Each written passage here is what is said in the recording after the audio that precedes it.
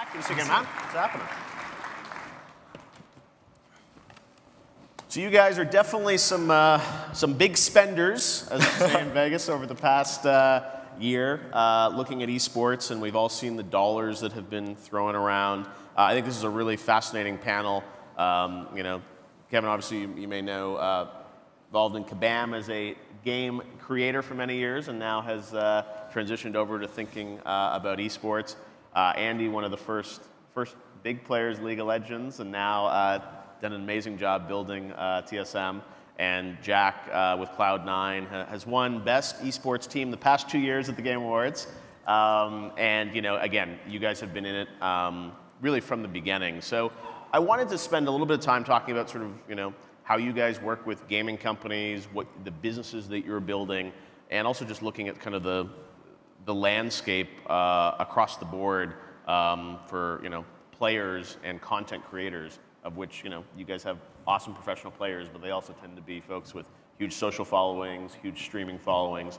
But to start out, you know, you guys, Jack and Andy, you've been here since, you know, really the very early days, and as I said, there's been a tremendous amount of capital sort of injected over the past, you know, really 12 months in the space. And Kevin, you know, in terms of KSV, the idea of, you know, infusing capital is really, I think, a part of the story. Jack and Andy, you know, is this an exciting time? Is it a scary time for you? I mean, you built companies from the ground up, very bootstrapped in terms of how you build esports. Now you've taken on investments. You guys are spending tens of millions of dollars on franchises. Is it exciting or is it scary? How do you describe? Well, for me, it's extremely exciting, primarily because of the people involved. Yeah. Like Kevin Chou, a lot of the sports teams, it's really elevating the ecosystem overall, right? The big reason why they're investing into esports is because the media value of our players and the broadcasting rights isn't at where it's supposed to be, and they see a huge investment opportunity. Yeah. And you know, the teams involved, the people involved, they're really elevating the ecosystem, and it's really exciting. Obviously, the competition is much higher, yeah, and the dollars are much larger. But you know, it's really new, it's really interesting, and there's a lot to learn from people outside of the industry that's joining. Jack, I mean, I know, you know, you've done an amazing job building a multi-team organization, Cloud9, on your own. In the past year, it feels like you've sort of, you know, been motivated to bring on other partners, and in part because I'm sure the price tag on some of these franchises continues to go up. Is this a healthy thing, you think? Yeah, absolutely, because for the first several years of Cloud9's existence, a lot of what we were focusing on was just surviving for the next 6 months. Yeah. The evolution to the franchise system that's happened in the last 12 months allows me to think much longer term, and which allowed me to bring on investors with that same vision of, yeah, Cloud9 existing for the next decade. So we are able to invest in academy teams, housing for academy teams, having full benefits for our players, where this is like a true profession for these, you know, for these players. And that shift is from thinking of just surviving for the next 6 months to a decade plus really is game changing for me. Mm-hmm. Kevin, you come from a game development background, Kabam, you know, incredible company, you know, very advanced in what you were doing in the mobile space. Why, for you personally, why pivot your attention to esports? What was the excitement for you? So I love gaming, and after it was actually a really hard decision to exit from Kabam, and I knew I wanted to stay in gaming in some way. So I took a look at VR. I was taking a look at mostly VR, you know, type of opportunities. And then as I started looking at esports, and specifically with the franchising system starting to come around with both Overwatch League and League of Legends, I thought, wow, this is going to change the entire industry and make it something that you can invest in for a long time, as opposed to, you know, thinking short term about it. And so I think coming from Kabam, which I started and ran for 10 years, I wanted something that I felt like was going to be something I could get behind for a long time in the gaming industry. And so with the franchise, you know, systems coming into play, you know, sat down with Nate Nanzer and others to talk about Overwatch League. I said, wow, this is what esports should be. And so it's kind of a no-brainer actually to get into it. And to me, it reminds me of the early days of making Facebook games at Kabam, where there was a ton of eyeballs, a ton of audience, and nobody really knew how to monetize just yet. And in those days, it was everyone's trying to figure out the right game mechanics to, in terms of free to play being relatively new in the Western world. But what worked was there was this big audience. They were heavily engaged, and the industry eventually figured out the right revenue and business models for it. And I think that's what's happening in esports right now, where I see all this incredible passion and engagement from the fans. But the teams are still kind of relatively small from a revenue-based standpoint, and I think it's a great time to get in as an owner. And that's I'm really excited to be a part of the industry and working with Jack and Andy and others to figure out how do we grow this industry together. And I think there's a huge opportunity. So let's talk a little bit about the business side of it. I think we're seeing increasingly publishers build their own leagues. For their own, the IP owner, they build it. Even with Overwatch League, you guys are, you have to create new IP with them, right? It's not Cloud9. It's like you're creating on Spitfire and things like that. So, tell us about the relationship between the game publishers and the team owners. Now, some of this franchise stuff, I think, makes you guys bigger partners with them. But you mentioned, Kevin, finding revenue. And at the end of the day, you're playing someone else's game. You're in many ways, monetizing that game. But then you have players to pay for. You have sponsors you want to bring in. Where does this go? Do you think ultimately all the games end up with sort of franchises? Do the third-party sort of events and leagues, do they disappear and publishers kind of own more of this direct? Where do you see it evolving to the next few years? That's a great question. I think at Kabam we spent the last 2 years before we sold the company thinking about investing in esports. So I have I've never operated in esports, from a publisher perspective, but spent a lot of time thinking about it as a developer and a publisher. And I think for me, in terms of the reason why we thought about esports was because how do we create a community that is so deeply engaged in a game and that will be there for a decade, 2 decades potentially. And I think that's kind of the holy grail within games is how do you create a franchise that can have daily engagement and this incredible passion and players that are playing at such a high level that creates an aspiration for everyone else in the gaming community. And so I think the business perspective of investing in esports as a publisher is incredibly sound. And my personal philosophy back then was I think anybody who's making a reasonably competitive game, esports is kind of the ultimate destination of where you want to get to as a competitive game publisher, because if you can get a great community to be focused on that esport, you've got a game that has a multi-decade potential, which is what I think at Kabam what we thought a lot about. And so I think with esports then there could be a very symbiotic relationship between the teams and the publishers, but it requires I think a continual evolution of of how the esports industry and the publishers work together. So I think some things that I love about, for example, Overwatch League is that they've got a separate business unit that's focused on making esports successful. It's not just, there's obviously a great marketing benefit to it, but it's much more about creating an aspiration for the entire community to potentially rally around over the next many, many years. And I think the teams in the way that we craft the stories about the journey that our players are going through and the competition that's happening, I think that can be incredibly symbiotic with what a publisher is doing. And, but I think it requires the publishers and the team owners to continue to work and find the right model to work together and make it successful on both sides. Andy, famously a couple of years ago, you and Mark had a lot of back and forth about, Riot and, the opportunity for you to sort of build a business around sort of, the players and the merch and other things like that. Tell us about the state of, not just that, but everything across the board from a team owner perspective. Are you seeing sort of the upside that you would want, for your business with these publishers, or how can publishers work better with team owners? Yeah, so back a few years ago, so from being a team owner, right, I was a little antsy about really pushing revenue, making sure that it does lead to a franchise system, because consolidation is actually extremely important to really provide value for even players. If you look back 3 to 4 years, there practically was 200, 300 teams, and going into 2017, 2018, consolidation, because of consolidation and because it's very investment heavy now, there simply are a lot less team owners. So what you're seeing is advertising dollars consolidate to the top teams and really making it a viable investment for the investors that invest into teams with good operators, right? Right now, there's a huge shift in how publishers are working with teams. You're seeing a lot more collaboration, even with us in Riot Games. I think that in that debacle that happened online, we both had valid points, and what the causation of that talk led to just a much more collaborative relationship between us and Riot Games. I'm super excited for esports moving forward, primarily because there are a lot more monetization opportunities.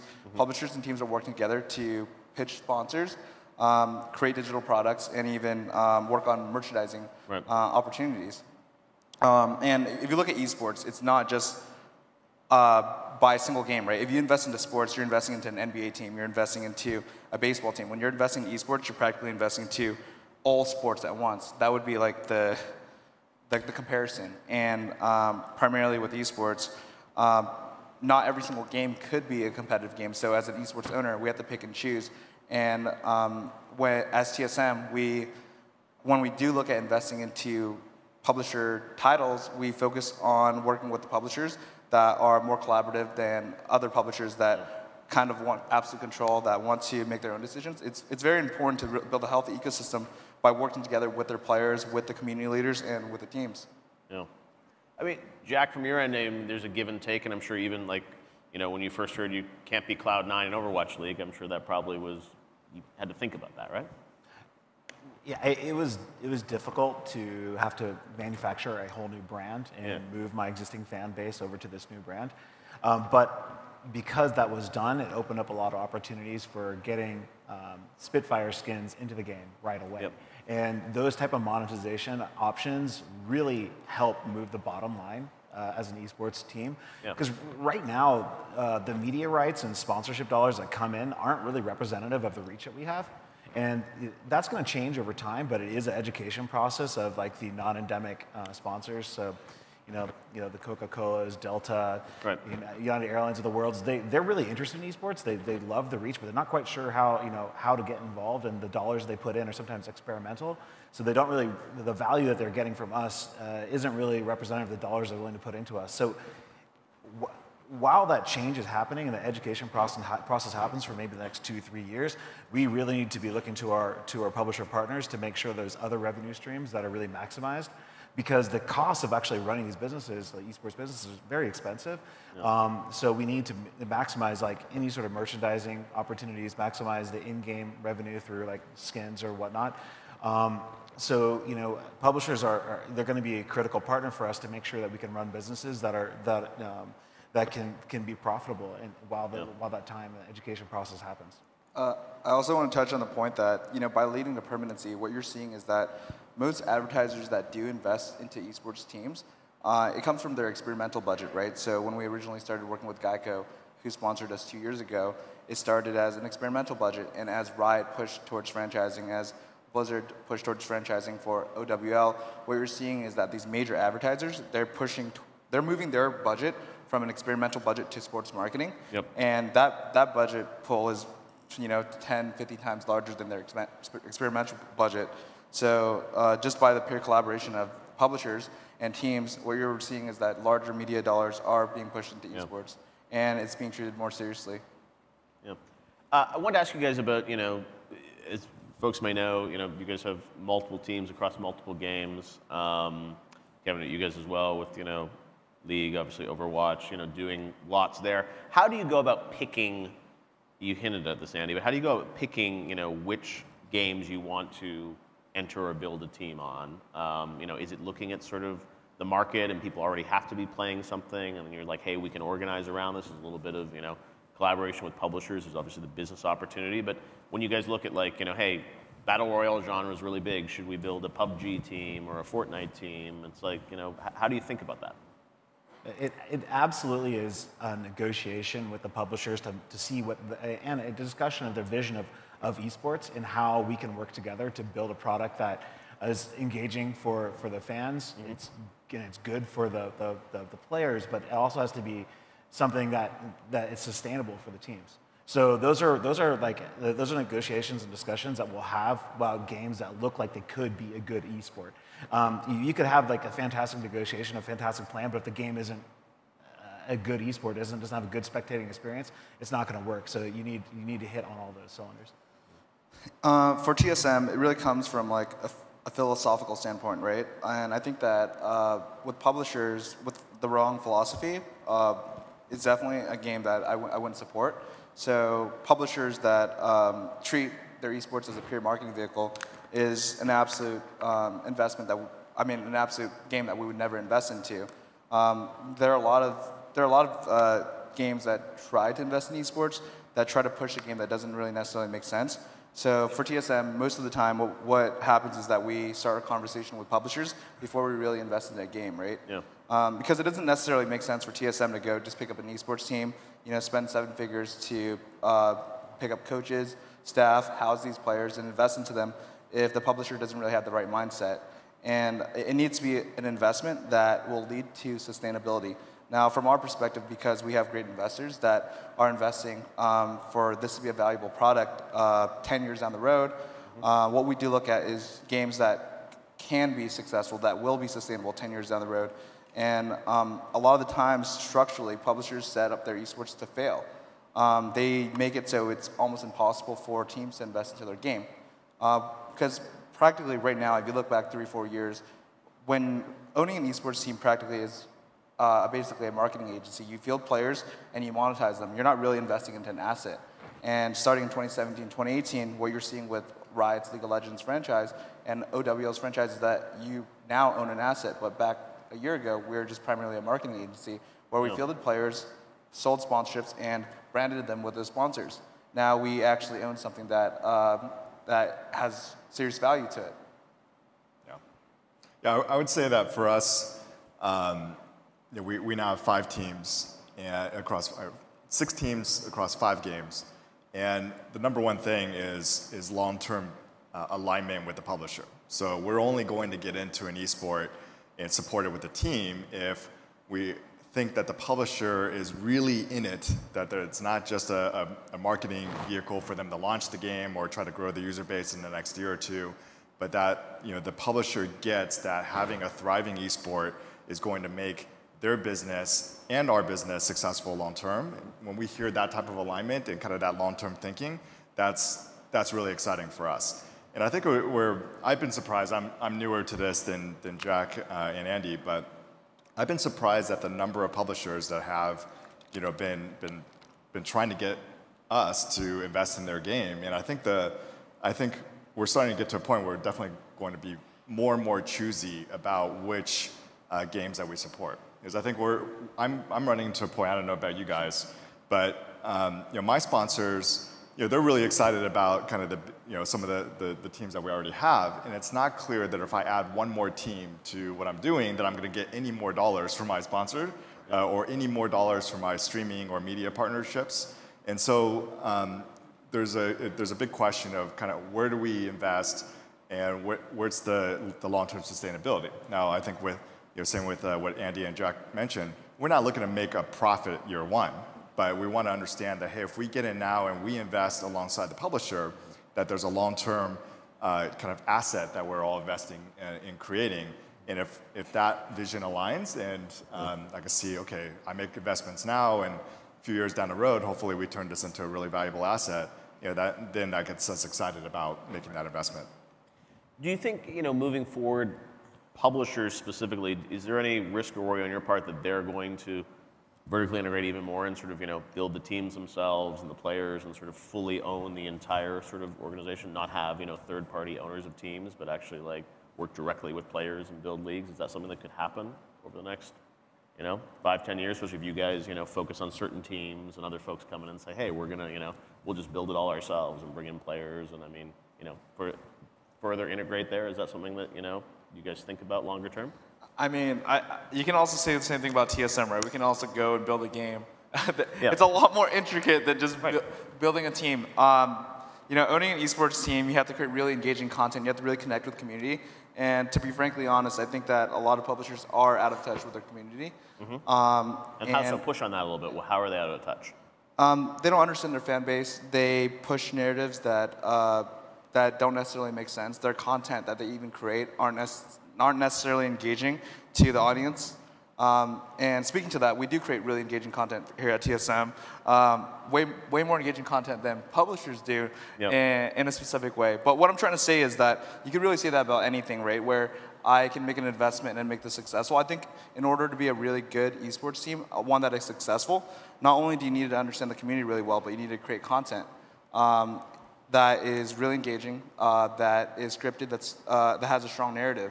And I think that that isn't something that someone can just easily replicate. You know, just with our track record of success, creating highly engaging content, it just doesn't happen overnight, right?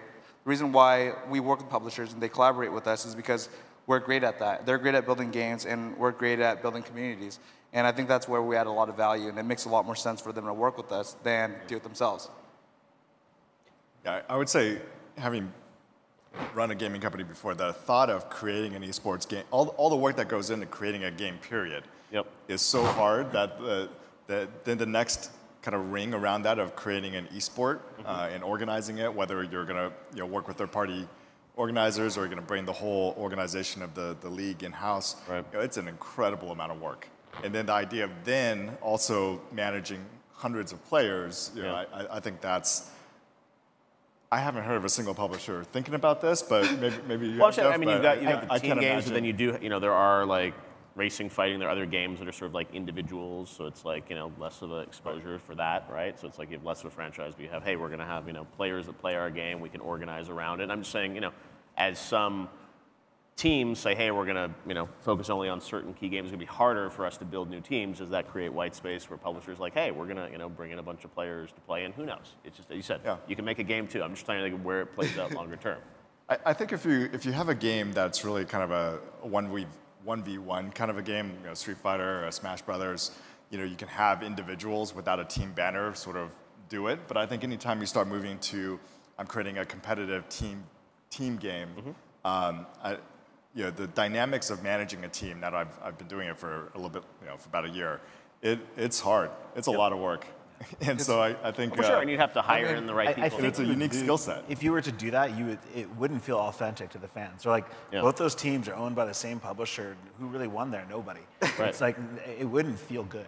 And plus, a lot of these fans that we have, they move with us from game to game as we move into new games. So when we moved over to Call of Duty, Call of Duty was a thriving scene with lots of esports teams. But when Cloud9 joined the Call of Duty game, we instantly were the second most popular team in that game because our fans moved with us. So there's a strength to the Cloud9 brand, and as we move into games, they instantly have fan bases that because fans love Cloud9 and follow Cloud9. If you just manufacture a complete league like that, it's going to feel really awkward to these people who've been following esports for years. I mean, I do agree with Jack too.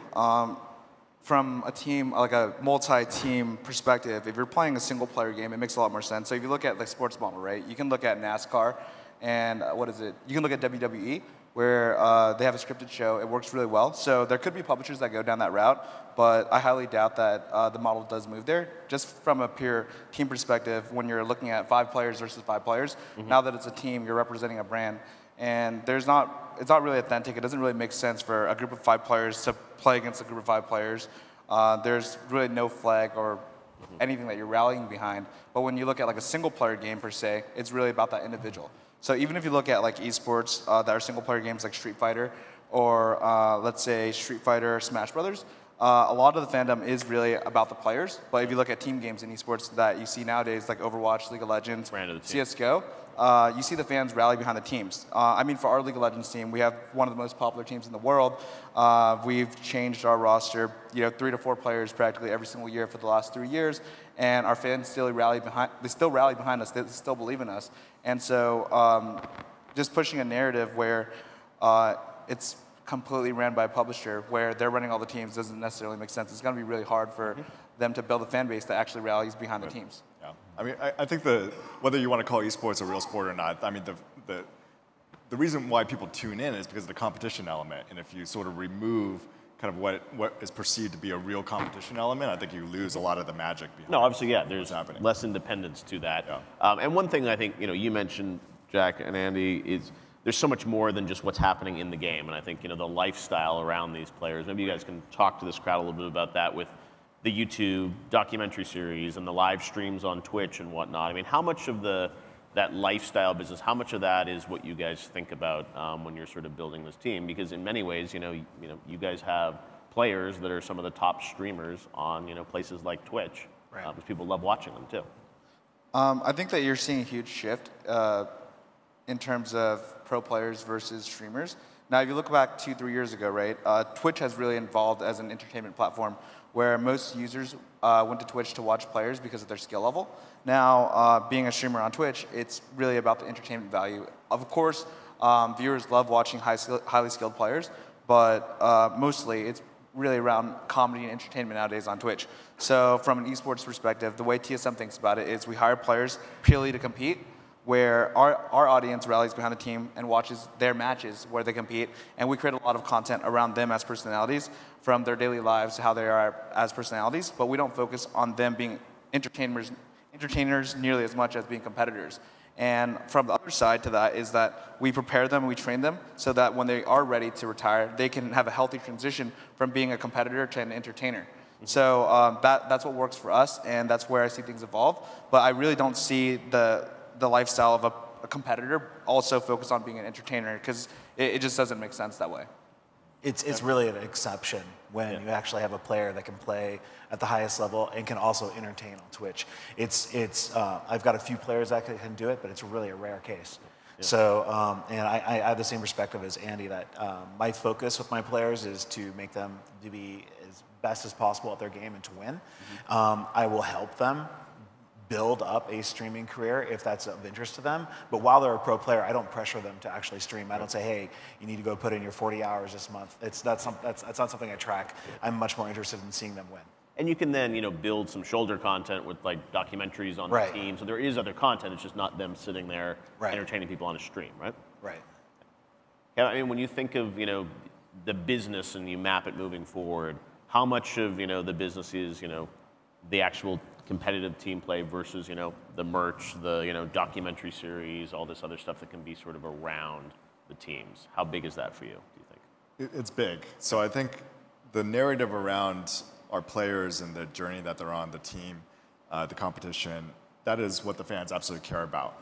And there is a difference between fans who care about the competition, the play, and those who want to be entertained. And so I do think, as a more noob team owner, that I did try to mix the two, and it's not working out well. So I think I'm learning from these guys right now in terms of I could definitely see a very much. Do you think you veered a little too much in the sort of entertainment? I think so. We did try to ask our players to stream a certain amount of hours, and it's not going well. So namely that the players, they rather be training, they rather be focusing on that next match, and entering a solo queue and trying to be entertaining for a few thousands of people is not natural for many of the players that are playing at the very elite level.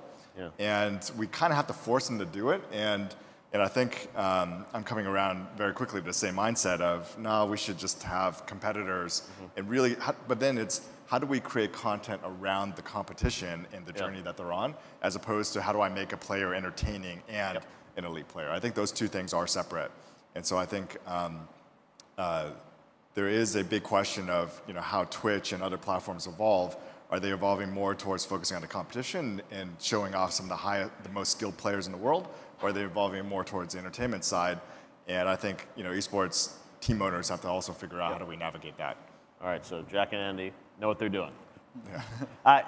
Goes back to you guys then in terms of, you see all these new owners coming in, this influx of all this capital, and some people I think from the traditional sports industry are saying, hey, we have to get in here because this is the future. We got to put a stake in the ground even if we don't know quite what to do.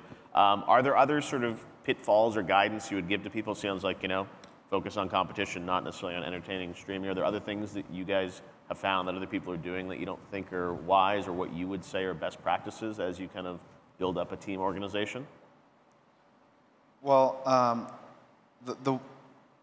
I mean, specific to esports investment, right? If you look at the ecosystem right now, there are hundreds and hundreds of investors looking to invest in the space, and I think that it's really important that when they are investing, that they're investing in ecosystems that will lead to sustainability. There are a lot of entrepreneurs out there looking to raise capital, and even if you look at the first round of investment where these entrepreneurs were looking to invest into OWL or Riot's franchise, what happened was that when they were rejected or their application was rejected, what they did with the capital is they they purely decided to invest into ecosystems that don't really make sense, right? And it creates a false sense of reality for not only their investors, but it also damages the ecosystem. I think that it's really important that they spend time to really talk to publishers, talk to people in the industry to really figure out where they should place their bets, more so than just diving right into it. I think that spending the time to understand it, it's also really important. And what you're seeing right now is that there's just a huge investment frenzy within esports. Yeah. And I think that investors just need to spend more time and be more careful because there will be other opportunities out there, and just jumping right in just doesn't make sense. Is there a bit of a bubble in that regard in terms of so much money coming in? Is there? Do you guys worry about that? So the sustainability of, obviously there's great things happening with some Overwatch League, other folks, but is there a worry that there's so much money coming in that a lot of bad decisions are being made that are gonna give esports a bad rap? I actually don't see it that way because right now it's at the highest level of Overwatch League and Riot's franchise in North America, there's a real scarcity issue. So there's not really a lot of options for investors to get involved. I wouldn't say there's actually a bubble at all. And if you just look at the viewership and the direction things are headed, if you have the proper mind state and you're thinking like this is like a 5 to 10 year investment, it's a fantastic place to be. If you're looking for to turn a profit overnight or in the next couple of years, it's probably not a good investment for you. And can I just add? Yeah.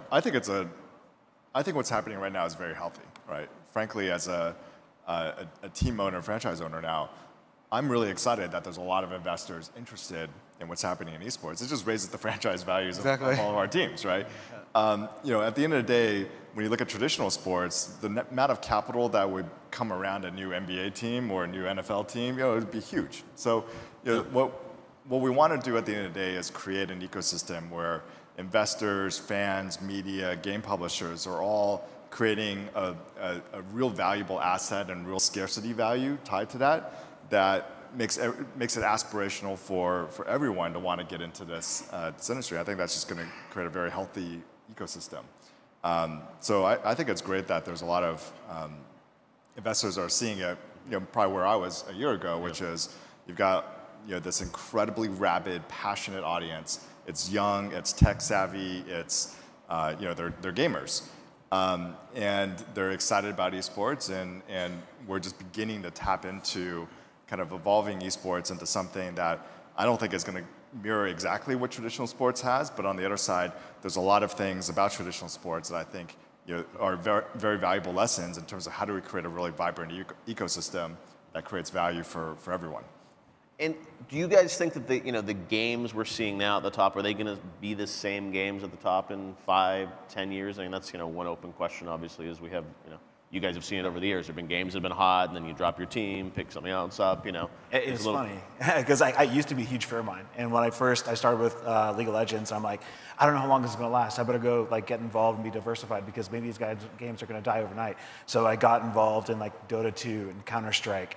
And the funny thing is those games I got involved in are still the most popular games now, and they don't seem to be stopping. Yeah. So I think if you've got a good game that's the spectatability is really high, I don't see it going away overnight. If the game is competitive and it's fun and people love to watch it as a group, and they don't necessarily even need to play the game, but they like watching the game, they love competition. That game, you don't see basketball dying overnight. The game is still competitive. It's still really fun, and that's going to be mirrored in esports as well. If your game is really spectatable and really fun to watch, and people enjoy it, that's going to keep evolving it. That's the thing. It's on the publisher too to keep up with it. Yeah. And that's exactly what I was talking about as a publisher. Yeah. When you look at League of Legends and how successful it's been over a decade at this point. League of Legends Riot got started right a little bit before I started Kabam, and I was just fascinated to see that community thrive for as long as it did, and still continue to do so. I absolutely agree with Jack. I think that the League of Legends community around esports is going to be around for another decade easily, maybe two. And so I think as a team owner, I think that's probably the biggest question I get from people is like, how long are you going to have to keep hopping from game to game to game? And I think having been on the team side and the publisher side, I just see if you can get everything right in terms of the spectatability, create a game that continues to evolve, you get the right ecosystem of team owners that are driving excitement around the competition at the highest level, you've got a game that can be a live game that goes for 10, 20, 30 years. I don't think anybody knows how long it's going to go on. Yeah, and that's kind of the excitement around it. Yeah, I think that even as a team owner too, creating content around retaining and just growing your audience in a way where they're following your brand and that they're engaged and that they attend your matches is extremely important. I think that's where the team owners actually provide a lot of value, is really building that brand, having a message that represents who you are, that will follow you, that will continue to follow you, and when they have kids, bring their kids to matches. That's where I see esports at its largest, is that what you're seeing right now is that the first generation of esports fans are growing up, they're going to have kids, and they're going to bring their kids to their matches, and that's where esports is going to be in the sweet spot. It's when there's 3 generations really watching gaming at stadiums. That's happening. That's happening now. Yeah. Like we have fans who've been fans for 5 years plus that now have children. They're saying, "Where's a Cloud9 onesie in the store?" I'm like, "Oh man!" And think about that. And we're seeing like very young children who are playing these games, like Overwatch, with their parents, and that's fascinating to me, and it's definitely making me think I need to actually focus on making youth leagues, introducing Cloud9 early to kids, to not only train these guys how to be pros and how to be good teammates, because that's important to me as to how I run my team, but it's also a great way for me to connect Cloud9 with the next generation of esports fans. I think when you look at the English Premier League, they've done a fantastic job building youth systems. That's something that us as esports owners need to go and research and figure out how we can do something similar. So to wrap up, you look at sort of the genres that are emerging, types of games. I'm curious for you guys, like, is it Battle Royale is interesting? Is it mobile? I mean, where do you guys see sort of the next, the emerging games or the genres or the places where when you think of the next team you want to build, what's interesting to you guys today? What are you looking at? Don't tip each other off. Yeah, I mean, I look for a highly spectatable game, and then with a publisher that really wants to build a vision for a sustainable esports community with the teams. Like, you have to have all those boxes checked, or it doesn't work. Because if you just have a game that's like sustainable, but if the publisher is only interested in putting a prize pool out there, that doesn't work for an esports team. We need something more than that. We need some in-game monetization. We need some merchandise ideas. We need to have something that's going to actually work for us long term. Mm-hmm. I mean, for TSM, so Jack answered that. I absolutely agree with Jack's sentiment. So not only does the collaboration with publishers need to make sense, but from a TSM perspective, I do think mobile esports is going to be large, really large in the future. I mean, I go home and see my nephews, my nephews and my nieces, and they're all on their tablets, on their phones. They're playing games all the time. And what's really exciting to me is to figure out what the next large esports is going to be for mobile, and talk to the publisher early, collaborate with them, educate them to make sure that we can really build a symbiotic relationship that makes sense for both parties, and really provide value to them, help them build the community that they want, and help them retain their users that they want to retain. And I think that mobile is going to be a large investment for us in the future. That's going to be super exciting, and then also really focus on our core audience, which is PC right now. And we're always looking to make new investments. So we are absolutely getting into mobile esports. I'm super excited about it. I've been running a mobile company for the last 6 years. So just the number of people on mobile devices has always been obviously astounding compared to PC.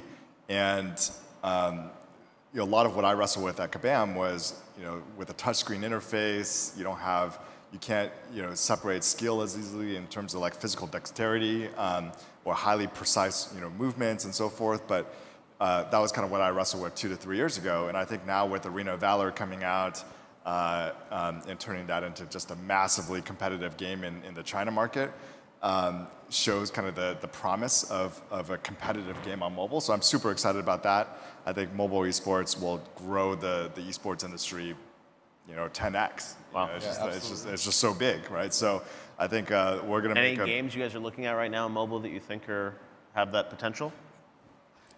No, I'm just kidding. Don't tell them. I think we're all looking at probably the same things. Yeah. We probably can't mention the specific games right now, but Right. it's the games that you would expect right now. It's the games and publishers that you would expect right now. Nobody's coming out with a brand new game that you've never heard of and says, "Oh, we're going to turn it into esport." The mobile esports that are coming out soon are going to be the games that everyone knows, and I think you'll see a lot of esport teams jump onto that. So we're super excited about that, and but the other thing is, of course, the battle royale genre. We've got 2 PUBG teams. We're gonna look at that genre is coming to mobile, so we're super excited about that as well. So we're gonna be looking at mobile and battle royale and a few other genres. What do you guys think of the battle royale as a concept? Is that something you think is going to attract to esports? So, I mean, if you look at PUBG, right, as one of the more popular battle royales, they weren't the first. There was H1Z1 before that, but PUBG was really the one that made it really, really big. And it's still, honestly, in its infancy stage. I think that there needs to be a lot figured out. The RNG element to it, it's really difficult to get behind, right? It's extremely hard to build a narrative around players and teams when there are just so many players, and on top of that, too, the RNG element to it makes it so that once you hit a certain level, it just becomes a dice roll at that point. Yeah. So if that could be really figured out, then it could be an extremely esports. But right now, I think that it's a game focused on entertainment. There needs to be a lot of changes for it to be a team game that will be an esports that can last a decade. It could easily be a game that can last a decade, but it's not a game that isn't, I would consider a top tier esports right now. It is in its infancy, and the challenge of spectating that game is that there's multiple teams dropped into the map at the same time. How do you follow the story of those teams from being the beginning team to the last team at the same time? It's impossible right now. So I don't know if you have multiple streams, like someone following each team, so you can actually follow that story. That's something I need to figure out. I love the game. I think it's super exciting. I spend too much time watching it on Twitch. And I look forward to seeing that challenge get tackled. Awesome. All right, well, we're out of time. Thanks very much, Kevin, Andy, and Jack. Thank you. Oh.